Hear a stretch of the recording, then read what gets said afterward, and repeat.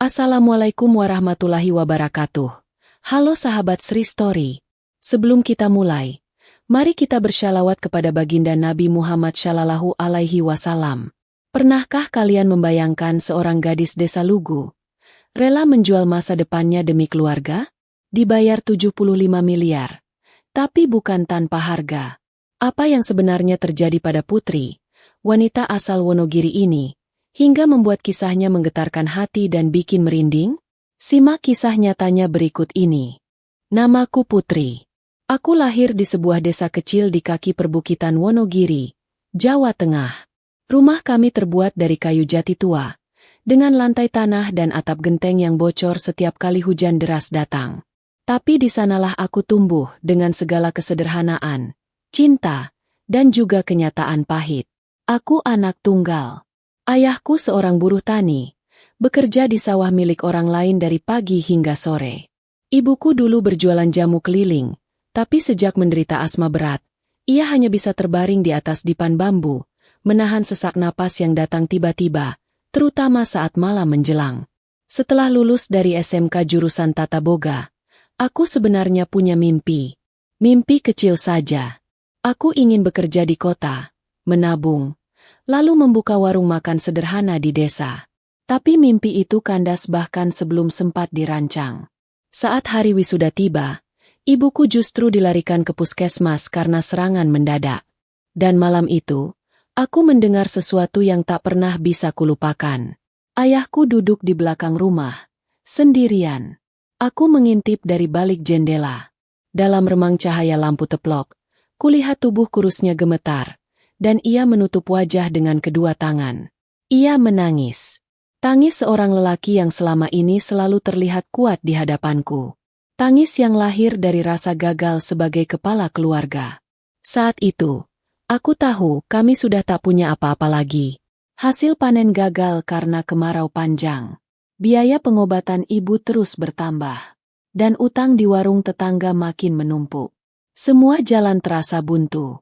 Beberapa hari kemudian, aku mendengar dari tetangga tentang peluang menjadi TKW ke Arab.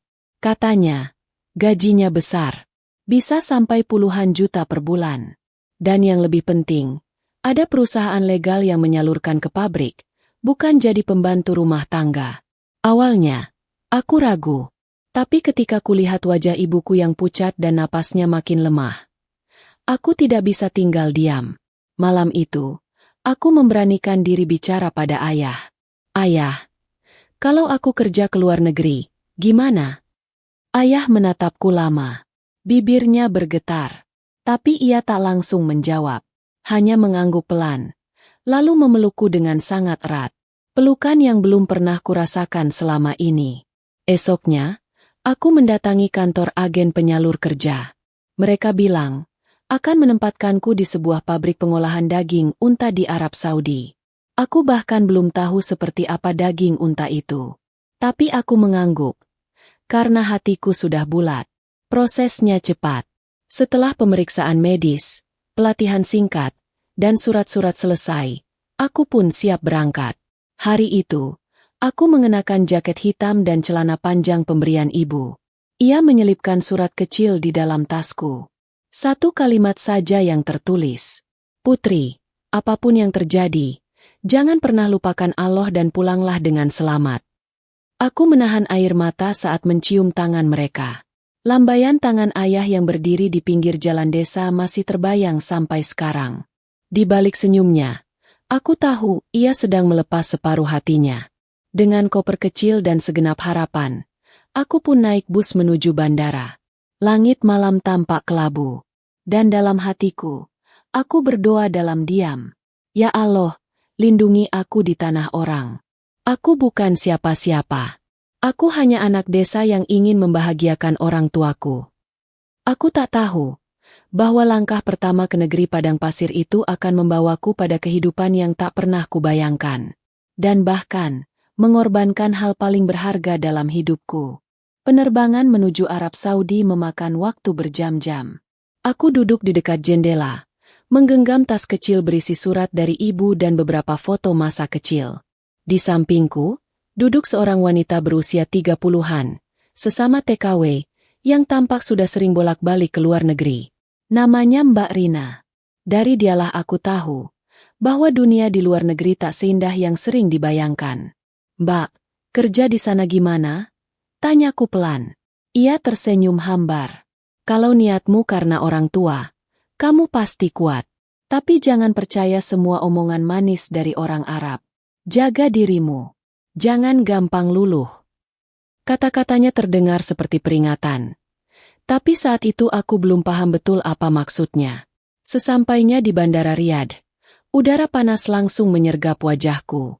Berbeda jauh dengan hawa pegunungan Wonogiri yang sejuk dan lembab. Aku dijemput oleh staf dari perusahaan yang mengontrak kami, dan langsung dibawa ke sebuah asrama. Dari balik kaca mobil, aku melihat dunia baru, gedung tinggi, mobil mewah, wanita-wanita berabaya hitam, dan pria-pria berjubah putih yang berjalan angkuh. Hari pertama di asrama, kami diberi pengarahan singkat. Ada 3 shift kerja. Pagi, sore, dan malam, kata supervisor berlogat Arab. Gaji dibayar tiap bulan. Tidak boleh keluar tanpa izin.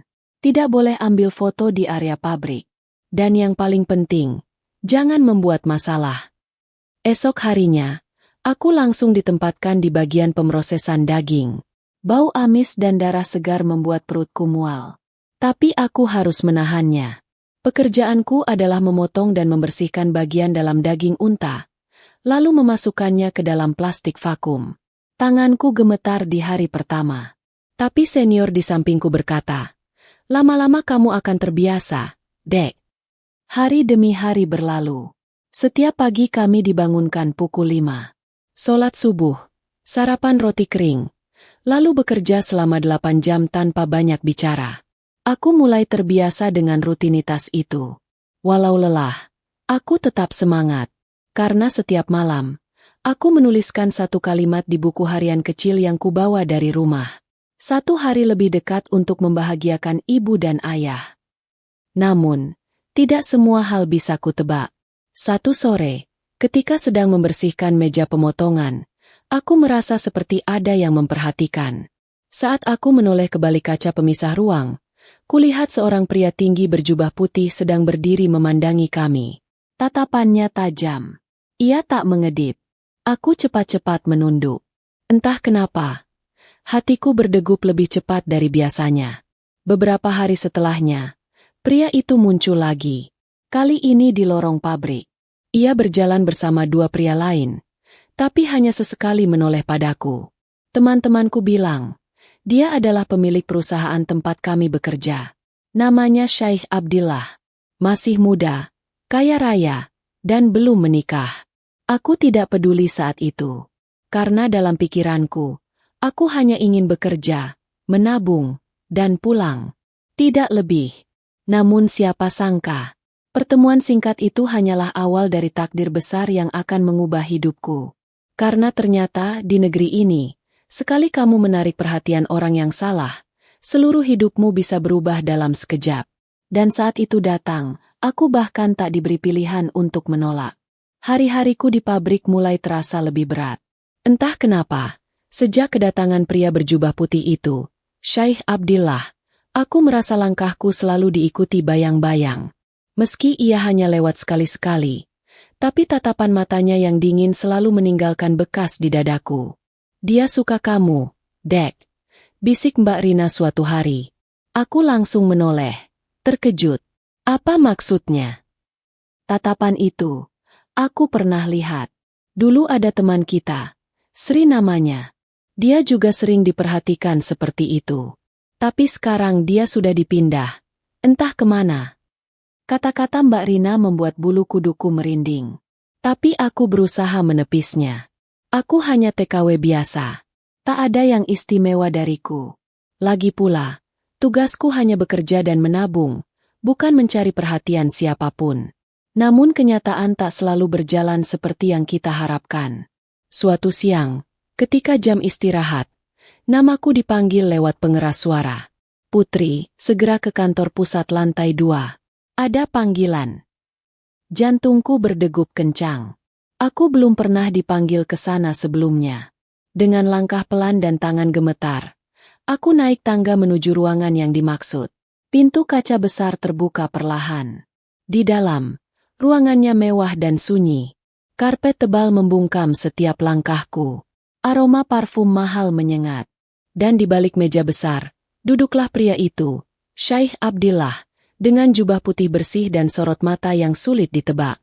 "Silakan duduk," ucapnya dengan bahasa Indonesia terbata-bata. Aku patuh. Ia menatapku lama, seolah sedang menilai sesuatu yang tak bisa kulihat. "Kamu dari Indonesia, dari desa?" tanyanya. Aku mengangguk pelan. "Saya lihat kamu rajin. Tidak banyak bicara." "Itu bagus." Ia berdiri, berjalan mendekat, lalu berhenti hanya beberapa langkah dariku. "Putri, kamu tahu siapa saya?"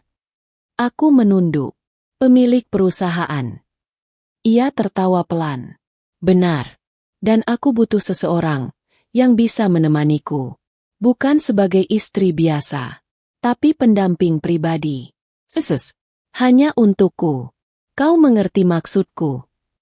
Darahku seperti berhenti mengalir. Aku terdiam. Seluruh tubuhku gemetar.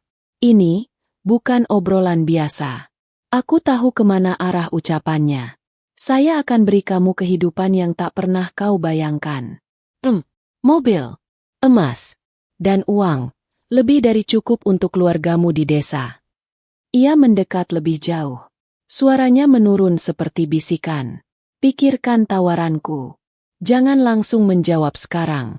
Tapi ingat, kesempatan ini hanya datang sekali." Aku segera pamit dan keluar dari ruangan itu. Langkahku lunglai. Nafasku pendek. Di luar, sinar matahari menyilaukan, tapi hatiku gelap. Malam itu, aku menangis sendirian di dalam selimut. Aku tahu, aku bisa menolak. Tapi, apakah aku akan aman setelah itu? Aku baru sadar ini bukan sekadar tawaran, tapi ujian yang bisa mengubah arah hidupku sepenuhnya.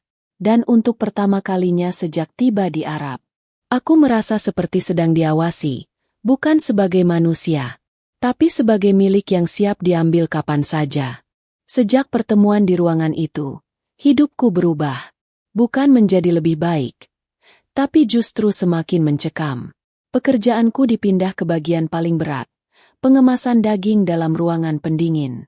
Tanganku membeku setiap hari, dan kulitku mulai retak-retak. Teman-temanku, satu persatu menjauh. Seperti ada bisikan yang memaksa mereka menghindariku. Di loker tempatku biasa menyimpan jaket, kutemukan secari kertas kusut tanpa nama. Hanya satu kalimat tertulis di sana. "Semakin kamu menolak, semakin hidupmu hancur." Aku menggigil saat membacanya. Pikiranku kalut. Nafasku sesak. Setiap langkah, setiap suara, seolah ada yang mengintai dari balik dinding-dinding dingin pabrik itu. Malam-malamku berubah jadi gelap gulita tanpa tidur. Dan aku tahu ini bukan kebetulan. Ini bentuk tekanan. 4 hari kemudian, aku dipanggil kembali. Tapi kali ini, bukan ke kantor pusat. Aku dibawa oleh 2 pria asing dengan mobil hitam ke sebuah gedung megah di pinggir kota. Tempat itu sunyi. Hanya aku, mereka, dan satu pria yang sudah kutahu, Syekh Abdillah. Ia duduk santai di atas sofa kulit, mengenakan jubah putih bersih dan parfum yang sama seperti terakhir kami bertemu. Tapi sorot matanya kini berbeda. Lebih tajam. Lebih menuntut. "Putri," katanya lembut, "kamu pasti sudah lelah. Aku tahu kamu gadis baik. Tapi di negeri ini, semua ada harganya. Termasuk kamu." Ia kemudian mengangkat satu koper dan membukanya di hadapanku. Mataku membelalak. Di dalamnya, ada tumpukan dokumen, emas batangan kecil, sertifikat rumah, dan lembar-lembar kontrak. Lalu, satu angka besar tertulis di bagian paling atas. 75 miliar rupiah. Aku terdiam. Napasku tercekat. Itu jumlah yang tidak pernah bisa kubayangkan. Bahkan dalam mimpi sekalipun. "Ini untukmu. Semua milikmu. Tapi dengan satu syarat, kau jadi milikku. Istri simpanan. Tak ada ikatan hukum. Hanya janji dan kerahasiaan. Tak ada yang tahu, kecuali kita." Aku menggeleng. Air mataku menetes. Kenapa aku? Bisikku. Ia hanya menatapku lama, lalu berkata lirih. Karena kau berbeda. Kau punya mata orang yang kehilangan segalanya, dan akan rela melakukan apapun demi keluarga. Ia mengeluarkan ponsel dari saku.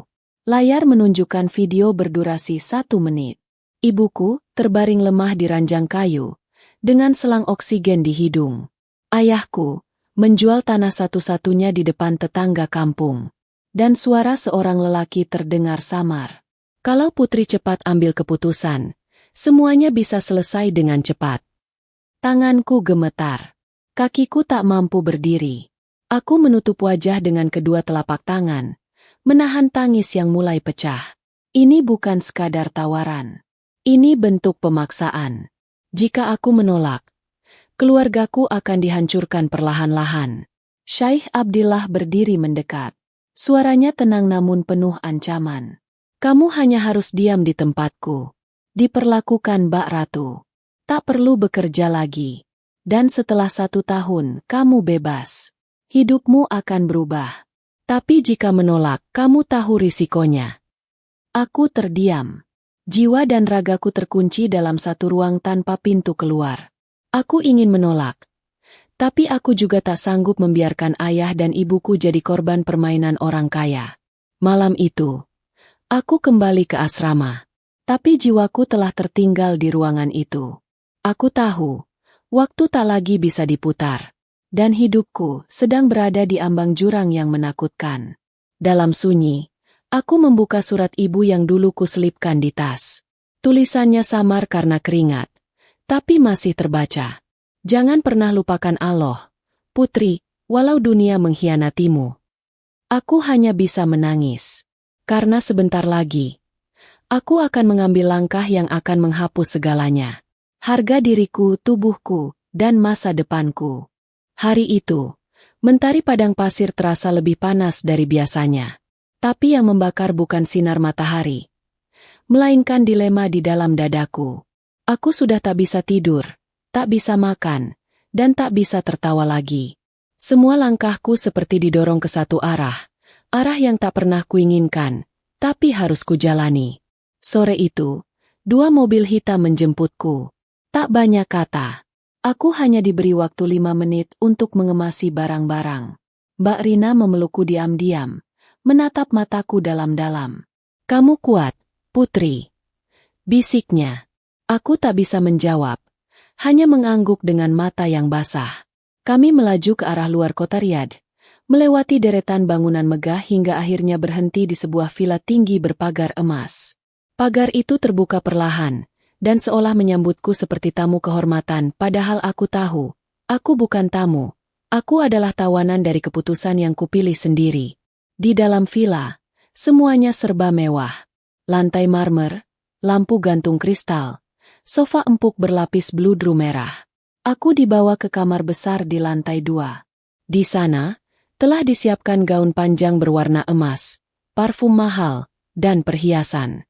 Perempuan yang membantuku berdandan berkata lirih, "Setelah malam ini, kamu bukan orang biasa lagi." Langit mulai gelap. Angin malam berhembus dari jendela balkon yang terbuka. Dan saat itu, pintu kamar terbuka perlahan. Syekh Abdillah masuk dengan langkah tenang. Wajahnya tak menyimpan senyum. Ia memandangku lama, lalu berkata, "Mulai malam ini, kamu milikku. Tapi kamu harus tahu satu hal sebelum semuanya dimulai." Aku hanya menatap, tak sanggup menjawab. Kemudian ia duduk di kursi di depanku, membuka jubahnya perlahan, dan memperlihatkan luka besar di bagian punggungnya, bekas luka lama yang menjalar ke bahu. Ini akibat wanita yang dulu kutolong. Wanita yang kuanggap tulus, tapi justru menghancurkan hidupku. Sejak itu, aku bersumpah, hanya akan memiliki wanita yang benar-benar murni. Dan kamu satu-satunya yang tidak mendekatiku karena uang. Tanganku gemetar. Aku tak tahu harus merasa apa. Takut, kasihan, atau jijik. Syekh melanjutkan, suaranya merendah. Semua wanita sebelum kamu hilang tanpa jejak. Bukan karena aku membunuh mereka, Tapi karena mereka membunuh harapanku lebih dulu. Ia menatapku tajam. Aku tak ingin kau jadi seperti mereka. Maka jangan pernah berbohong. Jangan pernah mencoba lari. Karena aku akan tahu. Aku membeku. Tak bisa bernapas. Malam itu, tak ada pesta. Tak ada saksi. Hanya dua tubuh asing. Dua jiwa yang tak saling mengenal. Disatukan oleh perjanjian tak tertulis. Aku bukan istri. Bukan kekasih. Aku hanya peran yang harus dimainkan selama 1 tahun penuh. Tapi ada satu hal yang membuatku semakin tak bisa tidur malam itu. Saat aku berjalan ke kamar mandi, aku melihat cermin besar tergantung di dinding. Dan di cermin itu, ada goresan samar seperti bekas kuku. Tulisan yang terukir berbunyi, "Lari sebelum jiwamu ikut mati." Aku mundur perlahan. Tubuhku lemas. Apa maksudnya? Siapa yang menulis itu? Apa benar semua wanita sebelumnya hilang begitu saja? Atau ada sesuatu yang lebih gelap di balik semua ini? Malam pertama itu bukan malam indah seperti di film. Malam itu adalah malam yang mencabut seluruh cahaya dari hidupku. Dan sejak saat itu, aku bukan lagi putri dari Wonogiri. Aku hanyalah boneka emas di dalam sangkar berlian. Hari-hariku di villa itu seperti adegan dalam mimpi. Tapi bukan mimpi indah, melainkan mimpi yang terlalu sempurna hingga terasa menyeramkan. Setiap pagi, pelayan membawakanku sarapan di nampan perak. Gaun-gaun mahal tergantung di lemari besar. Aku tinggal di kamar seluas rumah kepala desa. Semua kebutuhanku dipenuhi. Tak perlu bekerja. Tak perlu mengkhawatirkan apapun. Tapi yang tidak bisa kubeli adalah rasa tenang. Karena setiap malam, aku tidur dengan rasa cemas. Karena setiap jengkal villa itu menyimpan suara-suara bisu yang tak pernah bisa dijelaskan. Kadang, saat tengah malam, aku mendengar langkah kaki di koridor luar kamarku. Pelan panjang dan berhenti di depan pintu. Tapi saat kulihat, tak ada siapapun. Kadang, cermin kamar mandi menunjukkan bayangan samar seorang wanita yang berdiri di belakangku. Padahal aku sendirian. Dan yang paling membuatku tak bisa melupakan adalah suara tangis lirih yang terdengar dari balik tembok sebelah kanan kamarku. Aku pernah bertanya pada pelayan, "Siapa yang tinggal di kamar sebelah?" Ia menjawab dengan suara pelan, nyaris berbisik, "Dulu ada seseorang.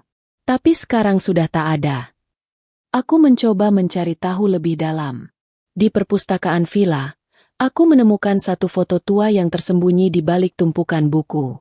Dalam foto itu, ada Syekh Abdillah yang masih muda, berdiri bersama seorang wanita Indonesia. Wajahnya mirip denganku. Bahkan sangat mirip. Punggungku terasa dingin. Tanganku gemetar. Apakah dia salah satu wanita yang disebutnya pernah menghilang? Rasa takut mulai menggantung di udara. Aku mulai mencurigai bahwa villa megah ini bukan tempat tinggal biasa, melainkan panggung bagi kisah-kisah yang tak pernah diceritakan.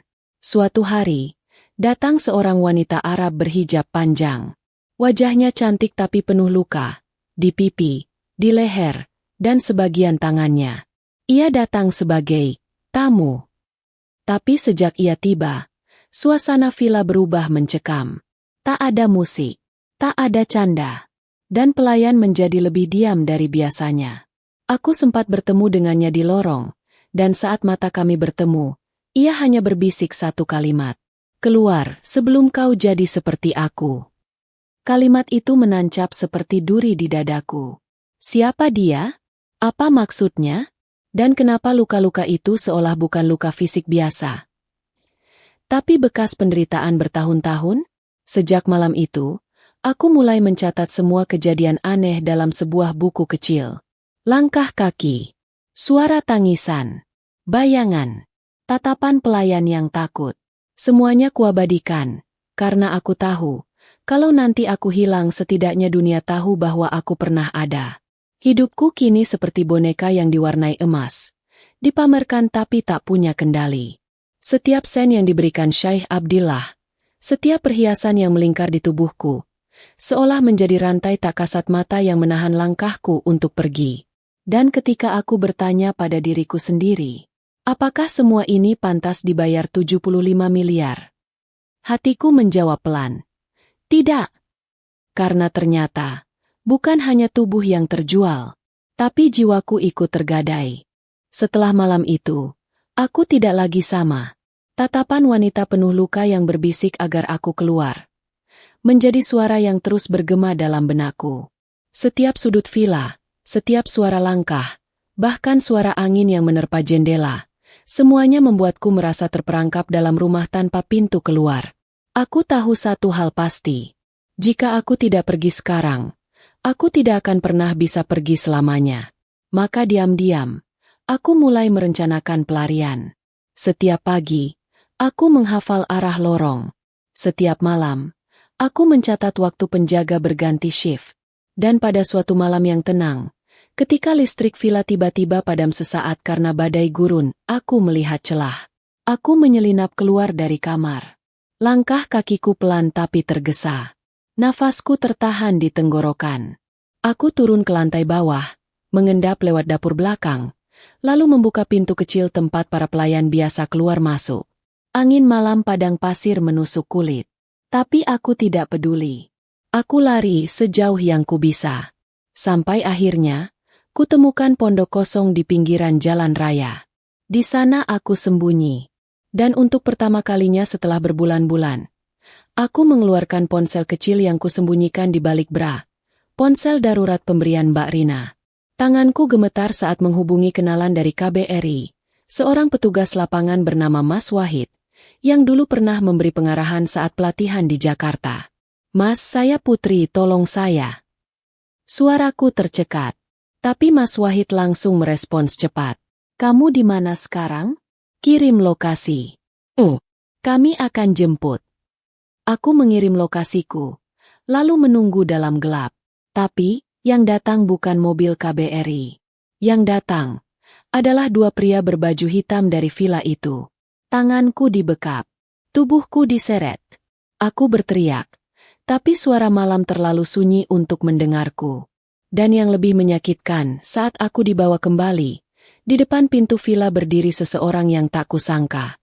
Mbak Rina. Matanya dingin. Tanpa ekspresi. Ia hanya berkata, "Maaf, Putri. Aku juga punya keluarga di kampung." Saat itu, aku sadar. Di dunia ini, bahkan sesama perempuan bisa jadi musuh saat disandera oleh kemiskinan dan ancaman. Aku tidak hanya gagal melarikan diri. Aku dikhianati oleh satu-satunya orang yang pernah kupanggil, kakak. Malam itu, aku dikurung di kamar tanpa jendela. Makanan hanya diberikan sekali sehari. Tak ada lampu, hanya cahaya remang dari celah pintu. Tubuhku lemah. Tapi yang lebih sakit adalah batin yang koyak. Aku menangis setiap malam. Tapi tidak ada air mata yang bisa menghapus jejak ketakutan ini. Dan dari ruangan pengap itu, aku mendengar suara. Suara perempuan lain. Mereka juga dikurung. Suara tangis, suara doa, suara napas yang nyaris hilang. Aku bukan satu-satunya.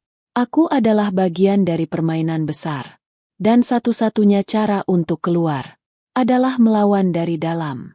Hari-hari di ruang kurungan tanpa jendela terasa seperti tahun. Tak ada suara selain derit pintu dan langkah penjaga. Tapi yang paling menyiksa adalah suara-suara lirih dari balik dinding. Tangisan, doa dalam bahasa Indonesia, teriakan tertahan. Itu bukan bayanganku. Itu nyata. Suatu malam, saat penjaga lengah, pintu kamarku terbuka sedikit. Entah disengaja atau kelalaian. Aku menyelinap keluar, mengendap dalam gelap, dan berjalan menyusuri lorong yang hanya diterangi lampu temaram. Aku menemukan sebuah pintu besi, tertutup rapat dengan gembok besar. Tapi di dekatnya, kulihat sebuah panel kecil. Saat kutekan, pintu itu berdiri terbuka dan napasku tertahan. Di dalamnya, bukan ruang penyimpanan, tapi ruang penampungan wanita. Ada 5 perempuan lain di sana. Wajah mereka pucat, tubuh kurus, beberapa memar di lengan dan wajah. Mereka semua TKW. Mereka semua istri simpanan yang gagal memenuhi syarat Syaikh Abdillah. Salah satu dari mereka, seorang perempuan berusia 40-an, menangis saat melihatku. "Kamu baru ya? Hati-hati, yang paling cantik biasanya tidak bertahan lama." Aku tak sanggup menjawab. Tangisku pecah. Tubuhku gemetar. Ini bukan villa megah. Ini penjara tersembunyi bagi wanita yang dikurung dalam kemewahan palsu. Salah satu dari mereka bernama Rizka, dari Karawang. Sudah 3 tahun ia tinggal di ruang itu, setelah menolak menuruti permintaan pribadi sang syaikh. Ia bilang akan menjagaku. Tapi setelah aku hamil, aku dimasukkan ke sini. Anakku dibawa entah kemana. Cerita Rizka seperti petir yang menghantam dadaku. Hamil. Anak. Apa sebenarnya tujuan dari semua ini? Rizka menunjukkan sebuah kotak kayu kecil di pojok ruangan. Di dalamnya, ada foto-foto wanita Indonesia. Ratusan. Beberapa di antaranya tertulis, "Kembali." Beberapa, hilang. Dan sisanya tanpa keterangan. Aku menyentuh salah satunya. Itu foto seorang gadis muda. Dan aku mengenal wajah itu. Tri. Teman seangkatanku di pelatihan sebelum berangkat ke Arab. Dia hilang sejak bulan pertama. Dadaku sesak. Ternyata selama ini, kami hanya dikirim untuk satu alasan. Dijadikan alat. Dijadikan rahim. Dijadikan korban. Semua wanita ini dijebak dengan tawaran uang, lalu dikurung, dibungkam, dan perlahan dilenyapkan. Kukira 75 miliar itu adalah harga tubuhku. Ternyata itu harga untuk membungkam dunia agar tak tahu apa yang sebenarnya terjadi di balik tembok marmer itu. Aku ingin berteriak, tapi suaraku tercekat. Aku ingin kabur, tapi kakiku membatu. Dan saat itu, pintu belakang ruangan terbuka. Syaikh Abdillah berdiri di sana. Dengan tatapan kosong, ia berkata, "Yang terlalu penasaran biasanya akan berakhir lebih cepat." Aku tahu, waktuku tidak banyak. Tapi kali ini, aku tidak akan diam. Karena jika aku diam, maka semua perempuan di ruangan itu akan ikut menghilang bersamaku. Setelah malam itu, aku tahu satu hal pasti. Jika aku tidak melawan sekarang, maka aku akan jadi bagian dari mereka yang dilupakan, yang hilang, yang namanya hanya jadi kode dalam foto-foto gelap. Aku mulai menyusun rencana. Rizka dan 2 wanita lainnya setuju membantuku. Kami sepakat, malam ke-13, ketika penjaga berganti shift lebih lambat, kami akan mencoba keluar lewat lorong dapur tua yang sudah lama tak dipakai. Kami tahu, risikonya adalah nyawa. Hari yang kami tunggu pun tiba. Kami pura-pura tertidur. Tapi dalam hati, kami sudah menyiapkan segalanya. Tepat pukul 1 dini hari, kami bergerak. Diam. Terlatih. Lelah tapi yakin. Namun, seperti takdir yang ingin menguji keberanian kami, alarm sensor tiba-tiba berbunyi. Semuanya menjadi kacau. Lampu menyala. Sirene meraung. Kami lari. Berhamburan. Rizka tertangkap lebih dulu. Wanita lain menyusul. Tapi aku berhasil mencapai pintu luar. Dan di sana, di balik gerbang besi villa yang tinggi, berdiri mobil putih berlogo KBRI Riyadh. Mas Wahid keluar dengan tim keamanan. Ternyata, sinyal darurat yang kutanam dalam ponsel lama berhasil dikirim otomatis saat alarm bergerak aktif. Syaikh Abdillah muncul dari balkon, berteriak dalam bahasa Arab. Tapi segalanya sudah terlambat. KBRI datang dengan otoritas. Dan malam itu, villa emas itu menjadi lokasi penggerebekan diam-diam yang tak pernah dimuat di media. Aku dibawa ke shelter rahasia. Diberi perawatan. Dilindungi. Tapi trauma tak bisa dihapus. Aku pulang ke Indonesia 3 bulan kemudian. Tanpa uang. Tanpa kemewahan. Hanya membawa luka, kenangan, dan satu rahasia besar yang terus mengendap di hatiku. Ibuku sudah tiada. Ia wafat sebelum aku pulang. Dan ayahku hanya bisa memelukku dalam diam, menahan tangis saat melihat anak perempuannya pulang dalam keadaan hancur tapi hidup. Kini, aku tinggal di desa, menjadi guru mengaji kecil-kecilan. Setiap malam, aku mendengar suara jangkrik, angin, dan azan subuh. Suara yang tak pernah bisa kubeli dengan 75 miliar. Aku tahu, aku bukan perempuan suci. Tapi aku juga bukan korban biasa. Karena aku memilih bertahan hidup untuk memberi suara bagi mereka yang sudah tak bisa bersuara. Dan kepada kalian yang mungkin sedang menonton video ini, jika suatu hari kalian ditawari kemewahan yang terdengar terlalu indah untuk jadi nyata, ingatlah kisahku. Karena tidak semua emas itu kemewahan. Kadang itu hanya rantai paling mahal yang pernah melingkari tubuh manusia. Demikian kisah nyata Putri dari Wonogiri. Semoga dari cerita ini, kita bisa belajar bahwa tidak semua mimpi harus dibayar dengan penderitaan. Jangan lupa sholawat kepada Nabi Muhammad SAW. Dan bagi yang belum subscribe, tekan tombolnya sekarang juga. Sampai jumpa di kisah nyata selanjutnya. Hanya di Sri Story. Wassalamualaikum warahmatullahi wabarakatuh.